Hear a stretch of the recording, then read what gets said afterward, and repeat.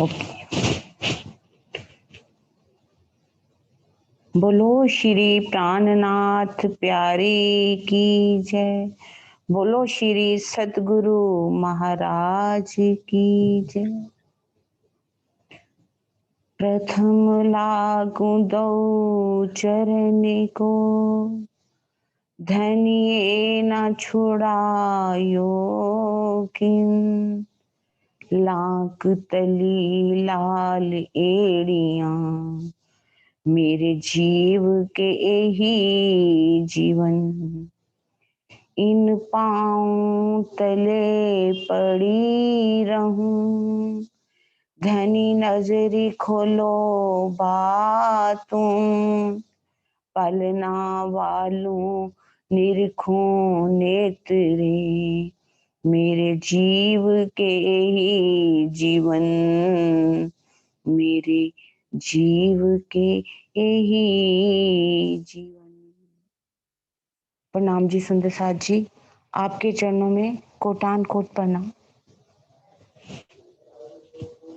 सुंदर साथ जी, चितवनी शुरू करने जा रहे हैं। तो चितवनी, पहले तो हमें देखना है कि चितवनी कहते किसे। चितवनी, जब हम एक चित हो जाएं, हमारा मन एकाग्र हो जाए, हमारा मन जो इस संसार में इधर उधर भटक रहा है वो भटकना बंद कर दे। क्योंकि जब भी चितवन करेंगे मन भागेगा ही भागेगा। मन को कहा गया भूत, ये भागता है भागता है। क्यों भागता है हमें देखना, इसमें किस लिए भागता है। क्योंकि हमारे जीव का जो अंतस्करण है, जिसका अंग मन चित्त बुद्धि और अहंकार, मन के अंदर ना जाने कितने जन्मों जन्मों के संस्कार भरे हुए हैं। ये संस्कार जब तक धधक नहीं होते, ये मन जो है उस प्रेम में डूबता नहीं, तो ये भागता रहेगा भागता रहेगा। मन को जब हम अपने परम धाम की उस शोभा और श्रृंगार में लगा देंगे, मन को 25 पक्षों में लगा देंगे, तो ये मन भागना बंद कर देगा। क्योंकि मन भी क्या चाहता है, शांति तो चाहता है, इसे और कुछ नहीं। जिस दिन इसको शांति मिल गई, ये भागना बंद कर देगा। और शांति कब मिलेगी? एक चौपाई बहुत अच्छी है, ओ मेरी वासना तुम चलो अगम के पार, अगम पार अपार पार, ताहां है तेरा करार। तू देख निज दरबार अपनो, सुरता यही संभाल। कहाँ अपनी सुरता को लगाना हमें? उस मूल मिलावे के अंदर, अपनी अष्टपहर की लीलाओं में जब हम लगाएंगे, 25 पक्षों में लगाएंगे, तो ये मन भी शांत हो जाएगा। हमारे चित्त के संस्कार भी इतने अच्छे हो जाएंगे। क्योंकि हर पल जब हम खाते पीते सोते सुपन सोवत जागृत, दाम ना छोड़े माशूक को, जाकी हक्सो निस्बत। हमारी धाम धनी से निस्बत है, तो हमें हर पल अपने धनी को याद करना है। तभी तो कह रहे सुरता एक ही राखिए, मूल मिलावे माहे, शाम श्यामा जी साथ जी, तले भूम बैठे हैं। हमारी बुद्धि में भी हमारे धनी, क्योंकि विवेक भी उसी की करेगी। और हमारे अंदर अहम कौन सा आएगा? धनी का हम आ जाए। अहमेव जाग्या धाम का, अब मैं परम धाम की अंगना हूँ, मेरी पारातम परम धाम के अंदर है। तो मैं उस भाव को जब लेकर के चलूंगी, तो हमारे अंतस्करण के अंदर जब धनी ही धनी रह जाएंगे, दुनिया की कोई भी चाहना नहीं रहेगी। क्योंकि दुनिया की चाहनाओं को तो हमें छोड़ना है, इस शरीर से भी परे हो जाना है, इस पिंड से परे तो होना ही है, और इस ब्रह्मांड से भी हमें परे होना है। जब पिंड और ब्रह्मांड दोनों से हम परे हो जाएंगे, हमारे शरीर हमारे अंदर दो चीजों का होना बहुत जरूरी। अपने धनी के प्रति अटूट निष्ठा होनी चाहिए, हमारा समर्पण पूरी तरह से धनी की तरफ होना चाहिए। और चितवन से पहले हमें एक काम और जरूर करना है, अपना एक आसन जरूर बनाना है। हमारे अपने सदगुरु का आसन भी जरूर लगाना है। जब अपने सदगुरु को अपने सामने बिठाएंगे, तो वो सदगुरु हमें अवश्य ही परम धाम की ओर लेकर के चलेंगे। क्योंकि बिना सदगुरु, बिना जोश की शक्ति के हम परम धाम में कैसे प्रवेश करेंगे? हमें अपनी संसारिक चाहनाओं को छोड़ करके जो हमारे सद्गुरु ने हमें समझा दिया, इस माया और ब्रह्म की पहचान करा दी। इस संसार में हमें कुछ भी मिलने वाला नहीं। अभी भी हम कितनी प्यारी चर्चा सुन रहे थे, ना जाने क्यों फिर भी हमारे अंदर से संसार की चाहनाएं क्यों नहीं मिटती। वाणी में कह दिया, तुम आईया छल देखने, भील गईया माहे छल, छल को छल ना लागई, ओ लहरी हो छल। दुनिया वाले तो छल से बने हैं, तुम तो छल को देखने के लिए आए हो। इस छल को समझो, ये काल माया का ब्रह्मांड ही छल का ब्रह्मांड है, मोह का बना हुआ ब्रह्मांड है। हमें समझा दिया गया इस मोह से ही करोड़ों ब्रह्मांड बनते और मिट जाते हैं। ये 14 लोगों का ब्रह्मांड जिसमें छोटा सा घर बना करके बैठ जाते हैं और सोचते हैं कि हमने दुनिया को जीत लिया। इसका कुछ अस्तित्व है? महाप्रलय में सब लय हो जाने वाला, समाप्त हो जाने वाला है। तो फिर इस काल माया की चाहनाओं को हम छोड़ दें, माया को छोड़ दें, तो वास्तव में हम इस काल माया को छोड़ देंगे, शून्य में पहुंचेंगे जहां से ये ब्रह्मांड बनते और मिट जाते। और उसके बाद निराकार का मंडल, उस निराकार का मंडल जिसका कोई आकार नहीं, जहां पर ना रूप है, ना रंग है, ना रस है, कुछ भी तो नहीं है। वहां पर इस निराकार को भी हमें छोड़ना है। वाणी कह रही है, हद पार बेहद है, बेहद पार अक्षर, अक्षर पार वतन है, जागे इन घर। जागना है हमें अपने घर में, हद को पार कर देना है। इस काल माया के ब्रह्मांड को पार करके हमें कहाँ पहुंचना है? उस योग माया के ब्रह्मांड के अंदर। योग माया के ब्रह्मांड में भी बिना प्रेम से पहुंचा नहीं जा सकता। जब तक हमारे अंदर प्रेम नहीं आएगा तो हम योग माया में चाहे प्रवेश कर लें, वो जोश की शक्ति हमें योग माया में, सदगुरु महाराज हमें उस योग माया के ब्रह्मांड में प्रवेश करवा देंगे। वहां पर कैसे अक्षर ब्रह्म के 4 पाद, स्थूल सूक्ष्म कारण और महाकारण, अव्यकृत ब्रह्म के स्थूल में प्रणव ब्रह्म और रोधनी शक्ति और 4 वेदों का स्थान है।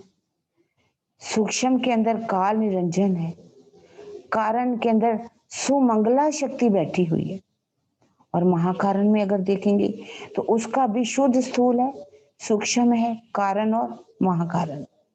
उसके अंदर शून्य है, उसके अंदर ऊपर 4 द्वीप हैं, और उसके ऊपर हम जाएंगे तो क्या है?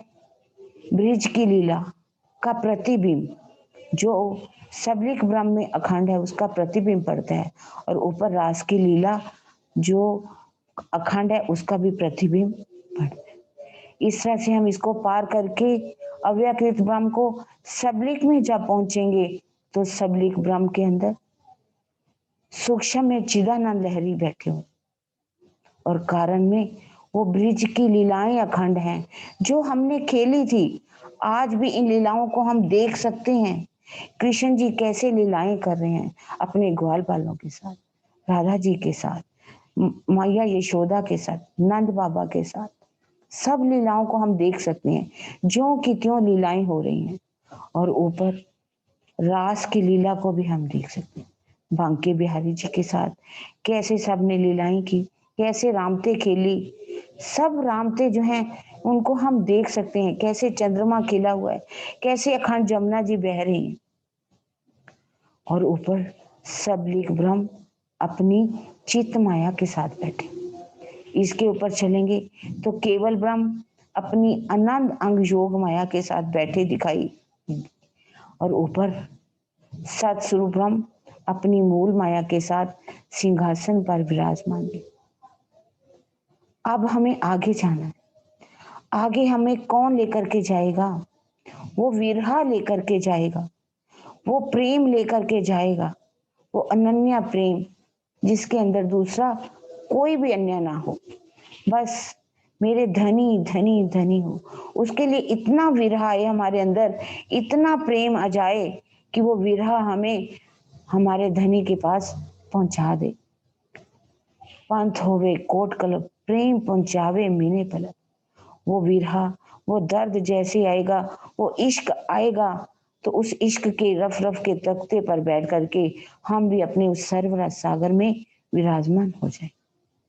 सर्वराज सागर में उन हवेलियों की शोभा को, सागरों की शोभा को देखते हुए छोटी रांग, चार हार हवेली, वन की नहरें, माणिक पहाड़ की हद जिसमें आए बड़ोवन, मधुवन और माहवन के वृक्ष, और उसके ऊपर ज्वेरों की नहरें, कैसे 4, 8, 16, 32, 64, 32, 16, 8 और 4, कितने सुंदर हमारी ज्वेरों की नहरें, ज्वेरों के महल है। और उसके आगे हम चलते हुए अपनी उत्तर दिशा में चलते हुए जमुना जी के में पहुंचे। जमुना जी जहां पर केल का पुल 5 भौम छठी चांदनी का हीरे का बना हुआ है। जैसे ही मैं केल पुल से अंदर जा रही हूं, अब मैं केल पुल को पार कर लिया, जमुना जी को पार कर लिया, पार करके जल रौं से मैं पाल के ऊपर आ गई और दक्षिण दिशा की ओर मुड़ गई। दक्षिण दिशा की ओर जैसे ही चली, पाल के ऊपर चलने लगी, पाल में बड़े वन के वृक्ष, केल, लिंबोई, अनार के वृक्ष, इन सभी वृक्षों की घाटों की शोभा को देखती हूँ। बड़े वन के वृक्षों की डालियां कैसे जमुना जी में लटक रही हैं। जमुना जी का जल कितना दूर से भी उज्जवल, मिश्री से भी मीठा है। इन डालियों की में से कैसी सुगंधित हवा चल रही है। मन सुगंध हवा में मेरा मन आत्म विभोर होता चला जा रहा है। मैं उस पाल से पाट घाट में पहुंच गई। पाट घाट में कैसे हीरा, माणिक, पुखराज, 5 और नीलवी के थम, ऊपर गुमटी है, ऊपर दिहोरी है, दिहोरी के ऊपर गुम्मट है, गुम्मट के ऊपर ध्वजा पताका की शोभा है। अब मैं इस पाट घाट में जब आई तो मैं झीलना करने लगी, झीलना करने लगी। ये जमुना जी क्या है? श्यामा जी के दिल का बहता हुआ रस तो है। श्यामा जी की ऐसी रचना है जिसमें मैं जब झीलना करने लगी तो मेरा अति सुंदर, बहुत ही सुंदर श्यामा जी जैसा स्वरूप दिखाई दे। मैं जैसे ही झीलना करके बाहर आई, दिहोरियों पर बनी हुई छोटी छोटी जल रौस पर बनी हुई दिहोरियां, जिनमें मैं श्रृंगार करने लगी। मुझे श्रृंगार कौन सा करना है? मेरी पर आत्म का श्रृंगार, इश्क का श्रृंगार, मेरे रोम रोम में मेरे धनी से मिलने की चाहना। मैं उस श्रृंगार को सजकर अब मैं पाट घाट को पीठ दे करके अमृतवन की रौस पर चल, अमृतवन की रौस पर चलती हूँ। दोनों तरफ आम के वृक्ष, डालियां, मेहराबे बना रखी हैं, चंद्रमा तना हुआ। लगता है धनी ने हमारे लिए चंद्रमा ही ऊपर बिछा दिया हो। अब मैं उस चंद्रमा के नीचे रेती बिछी हुई है। लगता है हीरे मोती जो है रास्ते में बिछाए गए हुए। उन रेतियों में चलती हुई मैं चांदनी चौक में पहुंच गई। चांदनी चौक, अति सुंदर चांदनी चौक, जिसमें 2 चबूतरे, चबूतरों पर हरे रंग का वृक्ष और लाल रंग का वृक्ष। हरे रंग के वृक्ष में से हरी आभा निकल, लाल रंग के वृक्ष में से लाल आभा निकल। दोनों चबूतरे हरे रंग के और लाल रंग के दिखाई दे रहे। गिलम बिछी हुई, बहुत ही सुंदर सिंहासन उस पर भी लगे हुए। मुझे ऐसा लग रहा है कि उस चांदनी चौक के अंदर कैसे बंदर जो है वो अपने नगारे लेकर के वाद्य यंत्रों के साथ मेरा स्वागत करने के लिए तैयार है। मैं उनकी सुंदर आवाज को सुनती जा रही हूँ। मोर भी मुझे नाचते हुए दिखाई दे रहे हैं। ऐसा लगता है मोर में खुशी में नाच रहे हैं कि कोई तो परम धाम की रूह हमारे यहाँ आई। और आगे देख रही हूँ इन वृक्षों की दो भौम, तीसरी चांदनी, इनके ऊपर भी कैसे गुम्मटों की शोभा आई। इतनी ऊपर थंब है, थंबों में मेहराबें बनी हुई हैं, मेहराबों के ऊपर गुम्मटों की शोभा है, कलशों की शोभा है। इन शोभा को मैं देखती हुई नीचे देख रही हूँ, कितनी रेती बिछी हुई है, 2 खूनी, 3 खूनी, 6 खूनी, जिनमें से किरणें निकल करके आकाश की ओर जा रही। पूरा आकाश जगमगाता हुआ दिखाई दे। सामने 9 भौम, 10वीं आकाशी वाला रंग, चढ़ने के लिए 100 सीढ़ी, 20 चांदे, दोनों तरफ परकोटों की शोभा, कांगरी की शोभा। मैं सीढ़ियां चढ़ी, चांदों के ऊपर से इन 100 सीढ़ी, 20 चांदे चढ़ करके मैं बीच चौक में आ गई। इस चौक में जब मैं पहुंची तो दोनों तरफ क्या देख रही हैं, 2 चबूतरे जो झरोखों की शोभा ले रहे, जिनके ऊपर हीरा, माणिक, पुखराज, 5 और नीलवी के थंब। ऐसा लगता है कि दोनों तरफ हाथियों के सूंड के बीच हार रखे हुए, वो हार मुझे पहना रहे हैं। मैं उन हारों को पहन करके अब मैं अपने प्रीतम से मिलने के लिए, जैसे ही मैं देख रही हूँ सामने धाम दरवाजा है, धाम दरवाजा जिसकी चौखट सेंद्रिया रंग की, बेनी हरे रंग की, दर्पण रंग का किवाड़ है।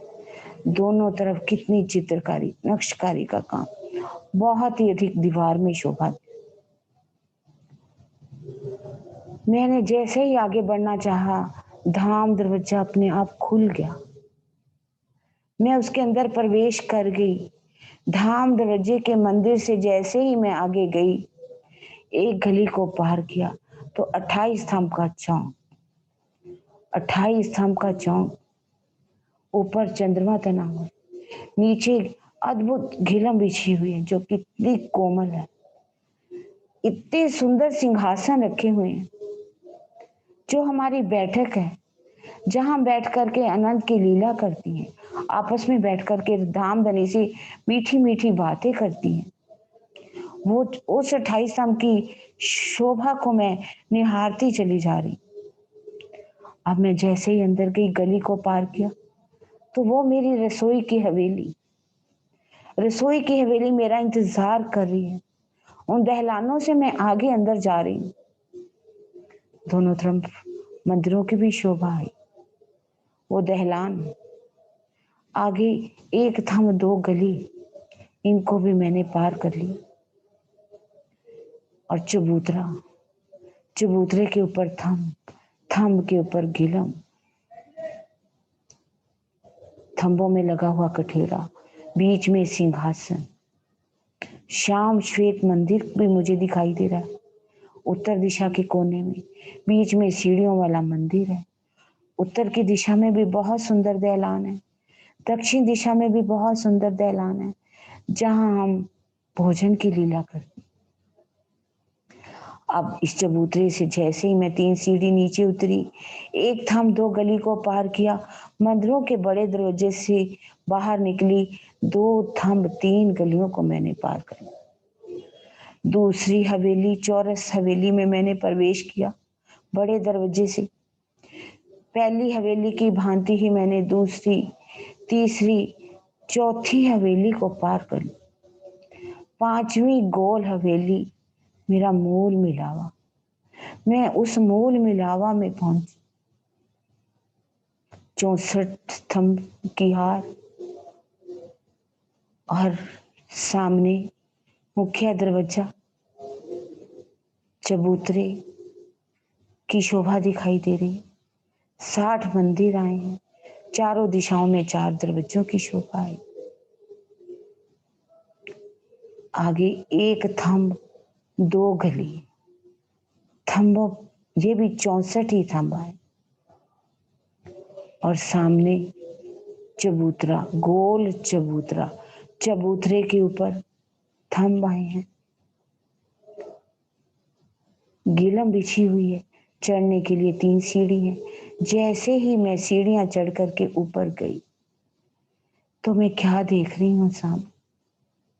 मेरे प्राण प्रीतम, मेरे दूल्हा, मेरे प्राण वल्लभ श्यामा जी के साथ सिंहासन के ऊपर विराजमान।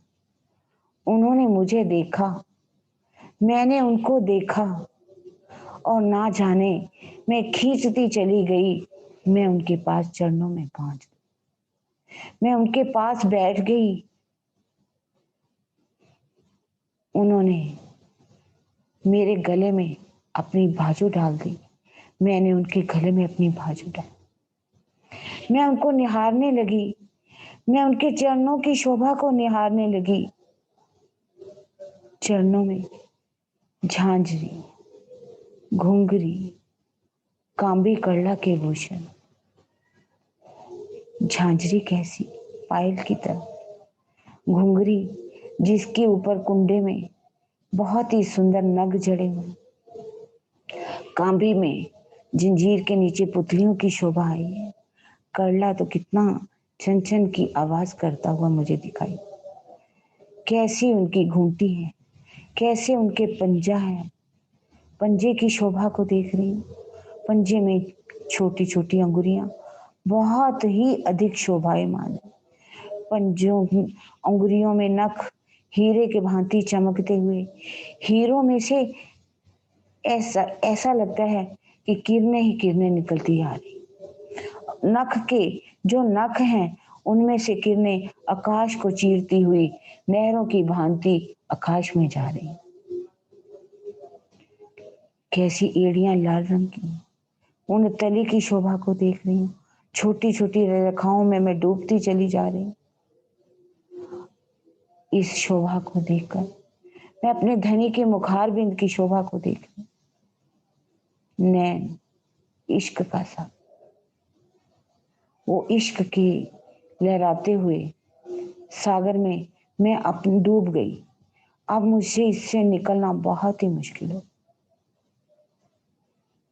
ये सागर जिनके अंदर छोटी छोटी कैसे पुतलियां हैं।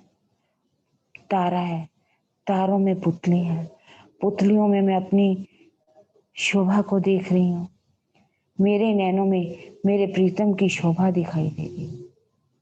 पुतलियों नैनों से नैन मिलते हुए दिखाई दे रहे। मैं उनके पल पापन की शोभा को देखती चली जाती। इन नैनों की शोभा में मैं डूब चुकी हूँ। इस शोभा से निकलने की बिल्कुल भी इच्छा नहीं कर। पर धामधनी ने मुझे अपनी भौं की शोभा दिखानी शुरू। काली काली भौं, बीच सुंदर तिलक सुनहरी रंग का, छोटी छोटी किरकिरी, बीच में लाल बिंदी, और नासिका की शोभा। नासिका में बेसर, बेसर में लगा हुआ मोती लाल रंग का दिखाई दे रहा। अधरों का अमृत पी करके कितना लालिमा से युक्त दिखाई दे रहा है। उनके होंठ कमल के फूल की भांति, दांत अति सुंदर लालिमा और सफेदी से युक्त, सुंदर जीभा जिसमें स्पष्ट दिखाई दे रही। हंसती हुई हरवटी, मैं हरवटी की शोभा को देखती जा रही। इन शोभा को देखकर दोनों गालों की शोभा को देख, गाल लालिमा से भरपूर है। श्रवण अंग जिनमें करण फूल में माणिक और मोती लगा हुआ है। माणिक में से लाल आभा निकल रही है और मोतियों में से श्वेत रंग की आभा निकल रही। मैं इस शोभा को देखती चली जा रही। इस शोभा को देख करके अब मैं शीश कमल की शोभा को देख, शीश कमल पर काले घुंघराले भार कांधे पर झूलते हुए बहुत ही सुंदर दिखाई दे। कोई भी घटबड़ नहीं। ऐसा लगता है कि जैसे काले बादल छा गए। सेंदुरिया रंग की ऊपर पाग, जिसे धामधनी ने अपने कोमल कोमल हाथों से, कोमल कोमल अंगुलियों से उसमें लपेटे दे करके उसको बांधा है। सरंगी जैसी शोभा पाग की, पाग में लगी हुई दुगदुगी, दुगदुगी में कहीं हीरे का वर्णन है तो कहीं माणिक का वर्णन। हीरे के चारों तरफ 6 नगों की शोभा है। इस दुगी दुगी के बीच में कलंगी की शोभा आई। कलंगी में वे 5 फूल लगे हुए हैं जो नीचे उतरते हुए पाग के साथ आ रहे। इस कलंगी की शोभा को मैं देखती चली जा रही। इस शोभा को देख करके मैं धामधनी की सफेद रंग की जामे को देख रही हूँ। ऊपर से फिट है, नीचे से घेरावदार है, कितना महीन है। ऊपर से फिट, जिसकी तनियों में बहुत ही सुंदर कशीदाकारी का काम। धामधनी की दामन जो है, जिसमें बेशुमार चुनटें आई हैं, उनकी बाजुओं में कैसे बहुत ही सुंदर शोभा छोटी छोटी चुनटों की आई है। ऊपर बड़ी बड़ी चुनटें हैं तो नीचे छोटी छोटी चुनटें आ रही। पीठ पर बहुत ही सुंदर कशीदेकारी का काम है। बगलों में भी केवड़े के फूल की शोभा आई। अब इस जामे में से सेंद्रिया केसरिया रंग की इजार, जिसको मैं देखती जा रही। ऊपर अतलस का नेफा और इजार बंद, जिसमें 7 रंग के धागे से बुना हुआ है। जिन बेशुमार नग जड़े हुए हैं, फुंदन उसमें घुंघरियां छोटी छोटी लटक रही हैं। और कमर पर पटुक जो कि बहुत ही सुंदर तोतिया रंग का है, जिसके अंदर किनारे पर 7 रंगों की पटलियां बनी हुई, उनमें बेशुमार नग जड़े हुए। आसमानी रंग की पिछोरी जो पीठ के ऊपर बहुत ही सुंदर शोभायमान। गले में 7 हार, 5 हार, 5 हार हीरा माणिक मोती नीलवी और लसनिया का। इनमें दुगदुगी बहुत ही सुंदर दिखाई दे रही है। बाहों में बाजूबंद, बाजुओं में जो बाजूबंद है उसमें 10 प्रकार की पटरियों की शोभा आई है, जिसमें अलग अलग रंगों के नगों की शोभा आई है, जिसमें 4 फुंदन लटक रहे हैं। धामधनी जब बाजू हिलाते हैं, ये जो फुंदन है ऐसे लटकते हुए ऐसे शोभायमान है जैसे आकाश में झूला झूल रहा हो। अंगुरियां कैसी पतली पतली, हथेलियों की शोभा लालिमा से भरपूर, नख हीरे की भांति चमक रहे हैं। इनकी मैं शोभा को देख रही। अलग अलग रंगों की नंगों की मुंदरियां अंगुलियों में शोभायमान है। दोनों अंगूठों में कंचन रंग के छल्ले आए। कलाई में पहुंची की शोभा आई, जिसमें 7 रंग की नगों की पटली लगी हुई है। इन पटलियों की शोभा को मैं देख रही। कड़े की शोभा को देख रही। कड़ा भी कितना सुंदर दिखाई दे। धामधनी की शोभा इतनी सुंदर है कि इस शोभा से मेरी रूह जो है तृप्त हो ही नहीं पा रही, इससे निकल ही नहीं पा रही। और फिर लेकिन धनी ने मुझे मेरी श्यामा महारानी की शोभा को दिखा। मैंने कहा, हे धनी, मैं इन चरणों की शोभा को अब देख रही हूँ। ये शोभा जो है मेरे हृदय से कभी भी अलग नहीं होनी चाहिए। मैं इन कोमल कोमल तलियों की शोभा को देख रही हूँ, एड़ियों की शोभा को देख रही हूँ, पंजे की शोभा को देख रही हूँ, पतली अंगुलियों की शोभा को देख रही हूँ, अंगुलियों में नखों की शोभा को देख रही हूँ। नखों में से कितनी किरणें निकल रही हैं। ये किरणें लाखों सूर्य की रोशनी को भी ढांप रही हैं, पर इनमें कितनी शीतलता है, कितनी उज्जवलता है। इन नखों की शोभा के बीच में मैं डूबती चली जा रही। चरणों में झांझरी घुंघरी, कांबी कड़ला के भूषण, अंगुरियों में बिछुआ, अंगूठों में अनवट की शोभा आई। इस शोभा को देख करके मैं मुखार बिंद की शोभा को देख रही हूँ। नैन श्यामा जी के नैन, जिनमें हम सब आत्माओं के लिए प्रेम ही प्रेम भरा हुआ। इन नैनों में कितनी लज्जा है, कितने प्रेम से वे अपने धनी को निहारती हैं, कैसे हम रूहों को वो निहार रही हैं। सारा प्रेम अब आत्माओं के ऊपर लुटाती चली जा रही। अब नैनों में पल पापन की शोभा को देख रही हूँ। उनकी भौं की शोभा, काली काली भौं की शोभा को देख करके सुंदर लाल रंग की बिंदी की शोभा को देख रही। लाल रंग की बिंदी को शोभा दे करके नासिका, नासिका में बेसर और मुरली की शोभा है।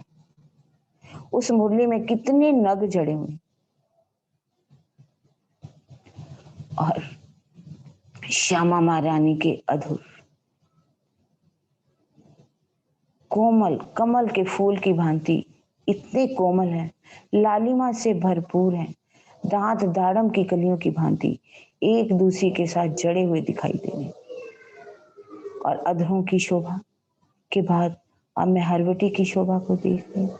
हरवटी अति सुंदर दिखाई दे रही, दोनों गाल इतनी लालिमा से भरपूर हैं कि जैसे लगता है किसी ने दूध में केसर घोल दिया।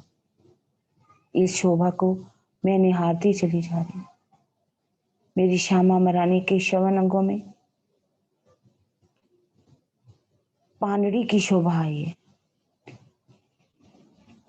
करण फूल की शोभा आई है, नीचे झाले लटक रहे हैं, इनकी आभा उनके गालों के ऊपर दिखाई दे रही है। इस शोभा को मैं निहारती चली जा रही। इस शोभा को देख करके अब मैं अपनी श्यामा जी की शीश कमल की शोभा को देख रही हूँ। बालों में चोटी गुथी हुई, चोटी में मोतियों की लड़ें लटक रही हैं। इसमें जो चोटी गुथी हुई है उसके 3 गोफने हैं, गोफनों के नीचे फुम्मन लटक रहे हैं, फुम्मनों के नीचे छोटी छोटी घुंघरियां हैं, जिनकी शोभा हर घुंघरी के फुंदनों के अंदर कितने नग जड़े हुए हैं, गोफनों के अंदर कितने नग जड़े हुए हैं। इस शोभा को मैं निहारती चली जा रही। माथे के ऊपर श्रृंगार पट्टी की शोभा, जिसमें मोतियों और नग जड़े हुए हैं। लाल रंग की मांग है, मांग के ऊपर पानड़ी की शोभा आई है, और उसके ऊपर राखड़ी की शोभा को भी मैं देख रही। इस शोभा को देख करके मैं उस सिंदूरिया रंग की साड़ी का पल्लू, जिसमें कितनी सुंदर कशीदाकारी का काम है, कितने फूल बेलें चित्रकारी जिसमें है, मैं उसको निहारती चली जाई। क्योंकि श्यामा जी ने अपने सिर पर कैसे साड़ी का पल्लू किया। साड़ी इतनी महीन है, इतनी महीन है कि उसमें से श्याम रंग की जुड़ाव की कंचकी मुझे दिखाई दे रही है। मैं उस कंचकी की शोभा को देखती चली जा रही हूँ, जिसमें 4 फुंदन जो हैं पीछे लटक रहे हैं, 4 कटाव हैं, उनमें जो है 4 फुंदन लटक रहे हैं। कितनी उज्जवल सफेद लालिमा से भरपूर उनकी कमर दिखाई दे रही है। पीठ की शोभा को तो मैं देखती चली जा रही। चोटी लटकती हुई, बल खाती हुई बहुत ही सुंदर उसमें दिखाई दे रही। अब उनकी नीली लाहिको चरनिया इतनी घेरावदार है, इतनी घेरेदार है, जिसमें इतना बेशुमार नग जड़े हुए हैं, इतने सितारे जड़े हुए हैं। लगता है श्यामा जी सितारों में लिपटी हुई बहुत ही सुंदर महारानी की भांति दिखाई दे रही। इनमें शोभा को देख करके गले के 7 हारों की शोभा को देख रही। गले में नीचे 5 हार, ऊपर चंपकली का हार, और गले के साथ लगता हुआ कंसरी, चीड़ के 5 जिसमें लड़ियां हैं। इस शोभा को मैं निहार रही हूँ।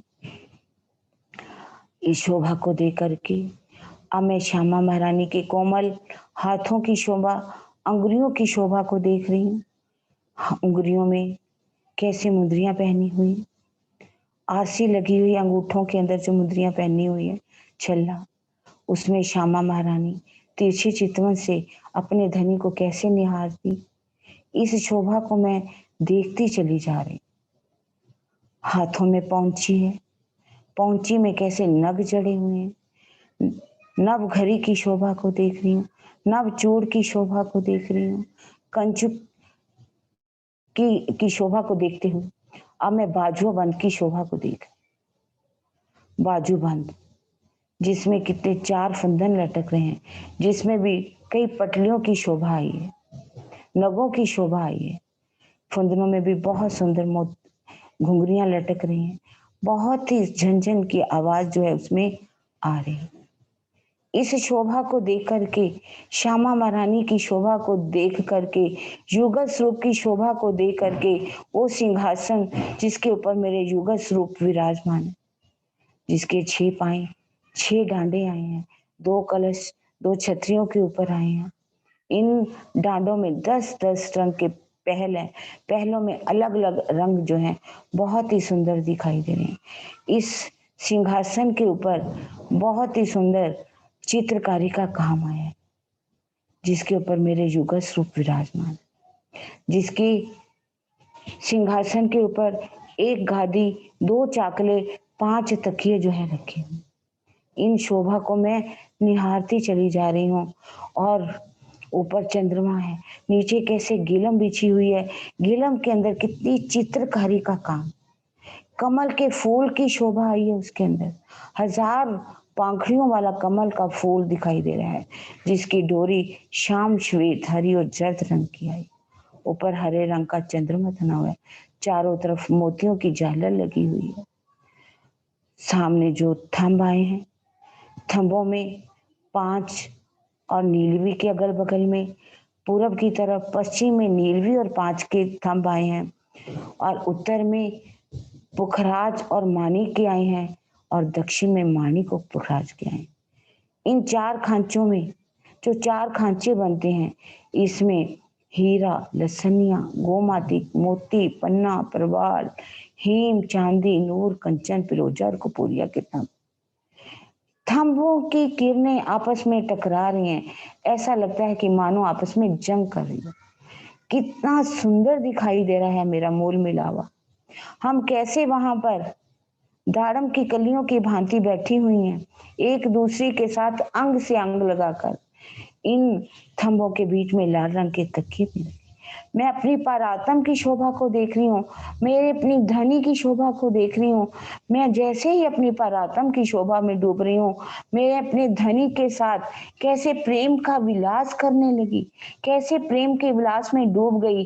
तो मेरे धनी ने कहा कि चल अब मैं तुझे अष्टपहर की लीला में, तुम कैसे 5वीं भौम में चलती हो, आज मैं तुम्हें, चलो हम 5वीं भौम में कैसे जाते हैं।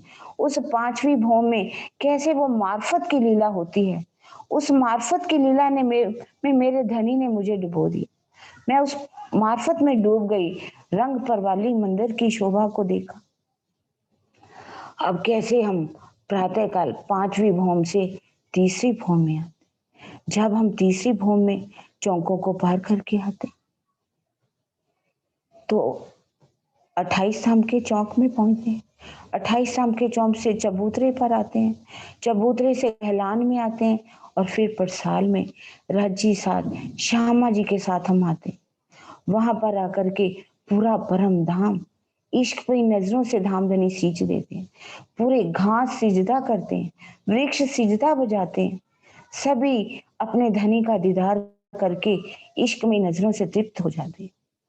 कैसे मैं अब दहलान में अपने धनी को मैं बिठा रही, धनी को जैसे मैंने बिठाया और मैंने सोचा कि मैं उनका आभूषणों का श्रृंगार करूं, अब मैं उनके आभूषणों का श्रृंगार करने लगी तो क्या देख रही हूं कि धनी, जैसे मैंने हारों को पहनाना चाहा तो हार तो मुझे दिखाई देने लगे, उनके अंगों की ही शोभा है, वो बेसर की शोभा अंगों की शोभा है, उनकी मुंदरियों की शोभा अंगुरियों में ही दिखाई देती है।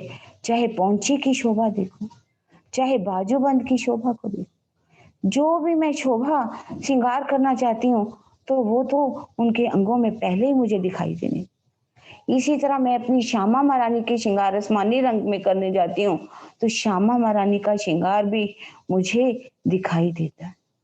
अब जैसे ही श्यामा महारानी भी पूरा श्रृंगार करती है, सखियों का भी श्रृंगार हो जाता है अपने-अपने मंदिरों में। सब सखियों को लेकर के श्यामा जी जैसे ही आसमानी रंग के मंदिर से आते हैं, तो रज्जी अगवानी करती, क्योंकि यहाँ जागनी के ब्रह्मांड में ये शोभा श्यामा जी को मिली। श्यामा जी ही रूहों को कैसे जगा करके लेके आ रही हैं, जागृत करके ले आ रही हैं, तभी तो कहा अर्श मिलावा ले चली, अपने संग सुभान किया चाहया सब दिल का, आगू आए मिले मेरवा। परम यहाँ से भी जागनी के ब्रह्मांड से भी श्यामा जी को राजी ने कहा, ले आए बुलाओ तुम रूह अल्लाह, रूहें जो मेरी आजी, रबद किया प्यार वास्ते, कहियो के लाया हक। अब श्यामा जी राजी हैं, कोई अंतर नहीं, मार्फत में डूबो तो अंतरपट खोलिए, देखिए दो आवत एक नजर। पर राजी कितने अगवानी करते हैं, प्रसन्नचित हो जाते हैं। रूहें एक कदम रखती हैं तो राजी 10 कदम रख करके अपनी रूहों को अगवानी करके लेकर के आते हैं। अब कैसे हम वहां पर चबूतरे पर बैठ करके आरोगते हैं, नाश्ते की लीला होती है, और कैसे दहलान में से निकल करके हम जाते हैं। आज जागनी में हमें इस बात का पता चल गया है, जब राजी सिंहासन के ऊपर पुखराज और 5 के बीच में जो सिंहासन है उस पर विराजमान होते हैं, तो हमें पता चल जाएगा कि अक्षर ब्रह्म कौन है, जिसका आज दिन तक हमें पता नहीं था। ये राजी का ही तो सत्संग है, इसी की साहिबी की लीला, इसी की लीला को दिखाने के लिए राजी हमें इस खेल के ब्रह्मांड में लेके आए, और अक्षर ब्रह्म को भी आनंद अंग की पहचान करवानी थी। आज इस ब्रह्मांड में हमें पता चल चुका है, और कैसे हम वाणी पर गायन करते हैं, कैसे सखियां जो हैं अन्न बन में जाती हैं, कैसे भोजन की लीला होती है, कैसे फूलों से श्रृंगार होता है, राज्य का कैसे वहां पर श्रृंगार करते हैं, कैसे लाडबाई आती है, कहाँ लीला है राज्य के साथ, कहती हैं कि लाओ अर्धनी की आज्ञा हो तो मैं भोजन लेकर के आऊं। अब वहां पर लाडबाई को जैसे ही हुक्म हो जाता है, जाओ लेकर के आओ, तो वो लीला यहाँ होती है कि पर जो हमें बताया जाता है परम धाम में कोई भी दवेश नहीं है। एक सेवा करे, दूसरी सेवा करे, एक कोली कटोरी छीन ले, दूसरी कटोरी छीन ले, तो वो वाहिदत की लीला वहां दिखाई गई है। उस लीला की पहचान आज हमें हो रही है। सुंदर साथ जी, हमें कैसे अपने प्रेम में डूबना है, कैसे इन बंधनों से निकल करके वो लीला हमें यहाँ करनी है, एक दूसरे से प्रेम करना है।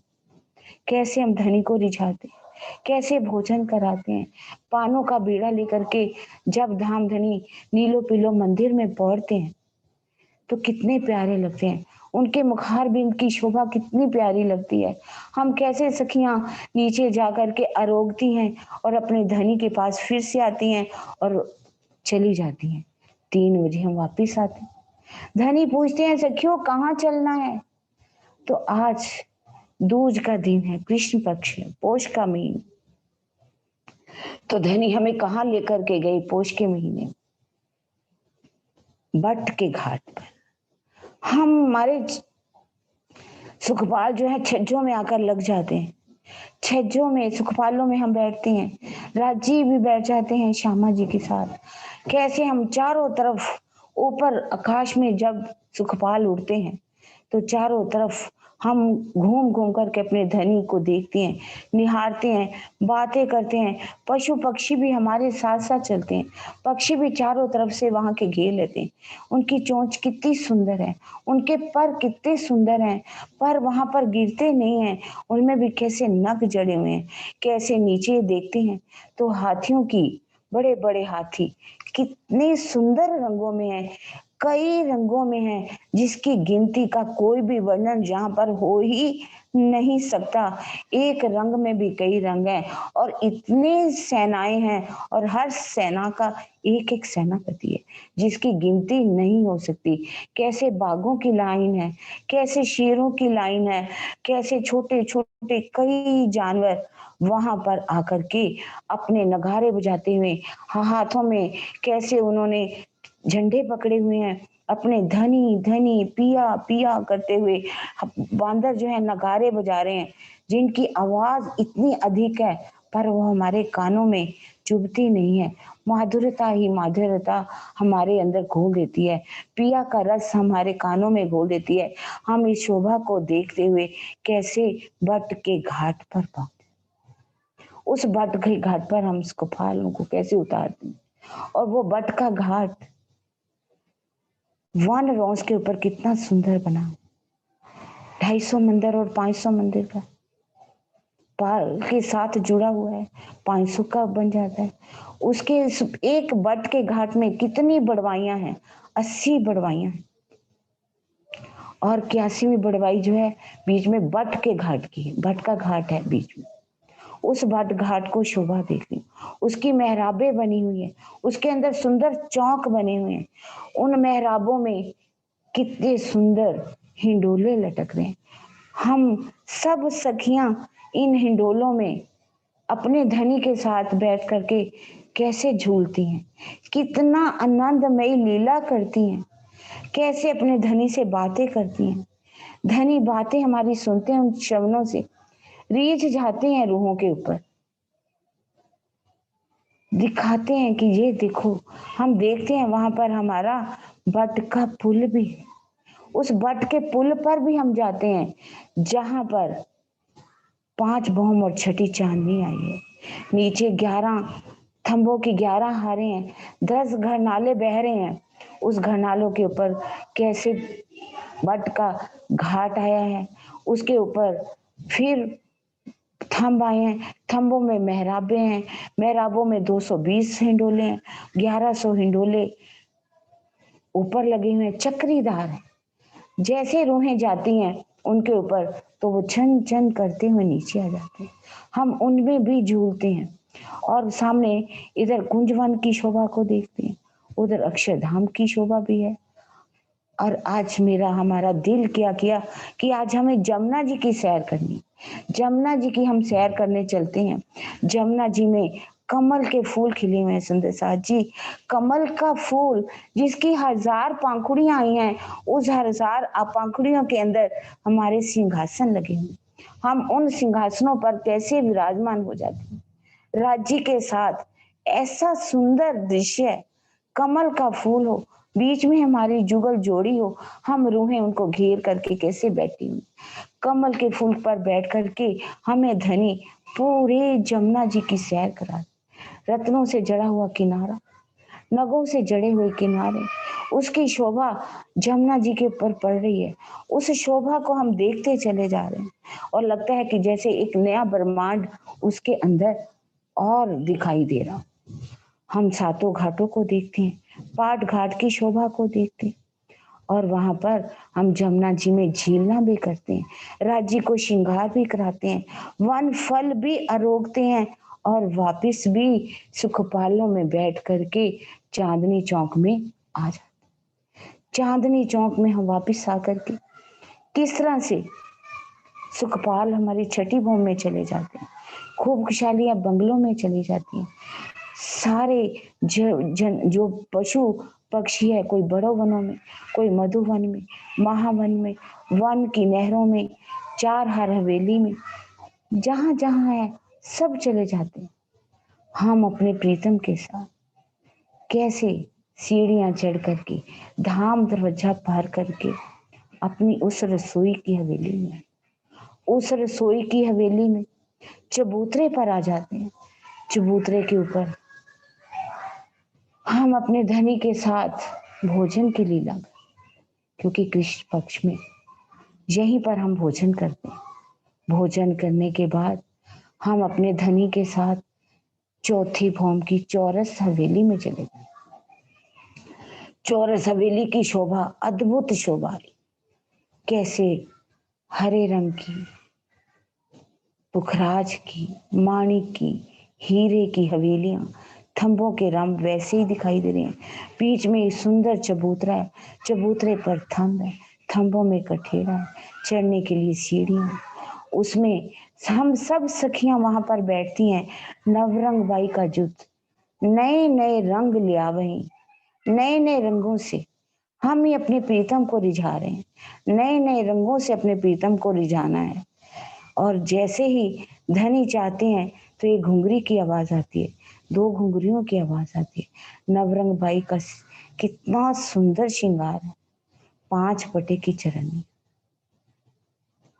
से अमरस रंग की कंचकी है, श्याम रंग की साड़ी है, नीले रंग की इज़ार है। कितना सुंदर श्रृंगार किया हुआ उसने अपने पूरे जुट के साथ। हम सब सखियां ही तो हैं, हम अपने धनी को रिझा रहे हैं। धनी कितना रीझ जाते हैं हम पर, रीझ करके इतना आनंद में डुबो देते हैं, हमें पता ही नहीं चलता कि समय कब बीत गया। और उसकी चौथी भौम के बाद हम अपनी उस 5वीं भौम में चले जाते हैं। उस 5वीं भौम में धनी कैसे हमारा इंतजार कर रहे हैं। हम अपनी उस मार्फत की लीला में डूब जाते हैं। उस मार्फत में डूब करके सिर्फ एक ही बात रह जाती है, तू ही तू, तू ही तू, तू ही।